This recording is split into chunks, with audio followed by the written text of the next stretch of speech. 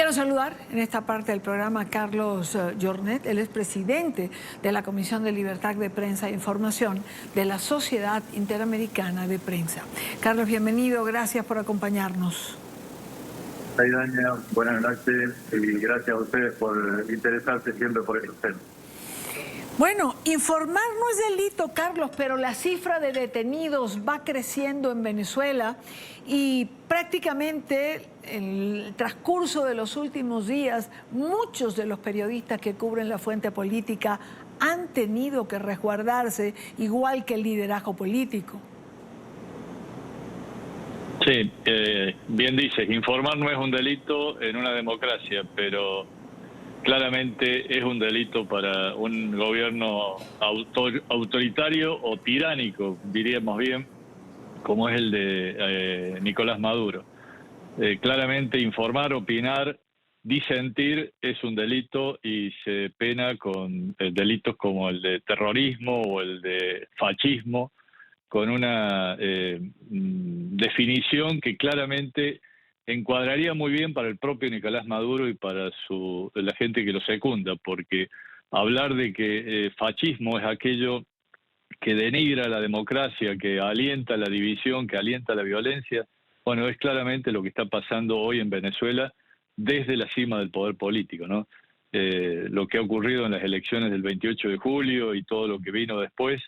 es una muestra palmaria de lo que se intenta es claramente perpetuarse en el poder y acallar a todo aquel que se atreva a expresar su disidencia, su disconformidad o pedir una aclaración al propio gobierno sobre los resultados de unas elecciones que a todas luces fueron una farsa, ¿no? Bueno, la represión desatada posterior a lo que fue el 28 de julio no respeta, no distingue entre activistas, aquellos que protestaron, defensores de los derechos humanos, pero ya van contra periodistas, fotoreporteros, camarógrafos, etcétera, etcétera, etcétera. Es decir, todo aquel que tenga una herramienta con la que pueda informar o mostrar al mundo que la realidad no es aquella que la tiranía nos quiere vender, pues es objeto de circunstancias como estas. Puede ser detenido en cualquier momento. Totalmente. Y acusado de delitos que son muy difíciles de responder, de defenderse, porque cuando se acusa de terrorismo por el solo hecho de haber estado cubriendo una manifestación pública, por ejemplo, cuando se ha estado transmitiendo que va a haber una movilización, una manifestación, y por eso se lo detiene, se lo encarcela y se le acusa de terrorismo, bueno, realmente es muy difícil enfrentar a un tribunal normal, más aún si ese tribunal es un tribunal que está cooptado por el poder político, y ya sabemos de antemano que la única sentencia posible es condenado, culpable. Carlos, ¿cómo defender, digamos, a estos profesionales de los medios de comunicación? Es decir, ¿qué hacer por ellos más allá de visibilizar sus casos? Bueno, creo que la presión internacional sigue siendo una herramienta válida y creemos que desde la Sociedad Interamericana de Prensa y desde otras organizaciones que defendemos la libertad de expresión, tenemos que unir fuerzas y visibilizar esto. También la acción de medios como el de ustedes, por ejemplo, ocupándose de este tema, instalando el tema en la agenda pública, no permitiendo que pase al olvido, que después de un mes de las elecciones, de aquellas elecciones fraudulentas, de a poco la dinámica de la información internacional pase a otro tema y nos olvidemos de lo que ocurre en Venezuela, de lo que están padeciendo los venezolanos y de lo que, en este caso concreto, cómo están siendo perseguidos los periodistas que se atreven a informar. Entonces, creo que no hay que aflojar con la presión internacional, con la denuncia permanente de lo que está haciendo el régimen,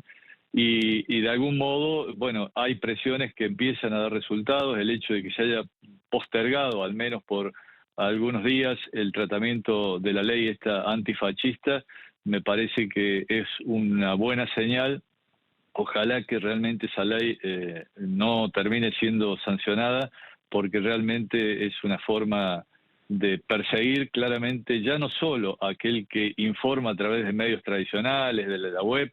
sino también a los que utilizan las redes sociales para poder conectarse, para poder informarse, para mantenerse informados y en el caso de los periodistas, para buscar una nueva fuente, una nueva forma de llegar a las audiencias cuando el régimen está intentando silenciar a todos los medios de información. Entonces,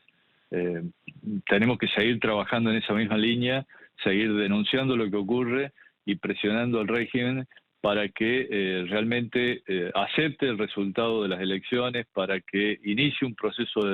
de transición y para que Venezuela pueda volver al camino de la libertad. De otro modo, bueno, estas prácticas van a seguir incrementándose y ya prácticamente no quedan muy pocos medios de información que puedan tratar de burlar la censura política. Esperemos que esto pueda empezar a revertirse y que Venezuela retome el camino democrático. Pues ojalá y así sea, Carlos, como bien señalas, quedan muy pocos medios dentro de Venezuela y este acoso a los periodistas incluye además a la prensa internacional que hace vida en Venezuela o que cruza la frontera para tratar o para intentar informar desde el propio territorio. No está fácil, no está fácil. Creo que lo que hay es que seguir repitiendo además que informar no es delito, que es la verdad más absoluta que hay. Sí, pero fíjate, por ejemplo, que se apela a otras leyes también, como la ley de ciberseguridad, que se busca también empezar a coartar toda posibilidad de que incluso la prensa venezolana, que está fuera de las fronteras venezolanas, pueda llegar con su mensaje, o canales como NTN24 y otros canales internacionales que tampoco puedan ser escuchados en territorio venezolano. Es decir, todo ese andamiaje legal lo único que busca es cerrar las fronteras de Venezuela y que los venezolanos se queden con una única realidad que es la que les transmite el régimen, pero claramente totalmente alejada de la realidad real, valga la expresión. Sí, así es, exactamente.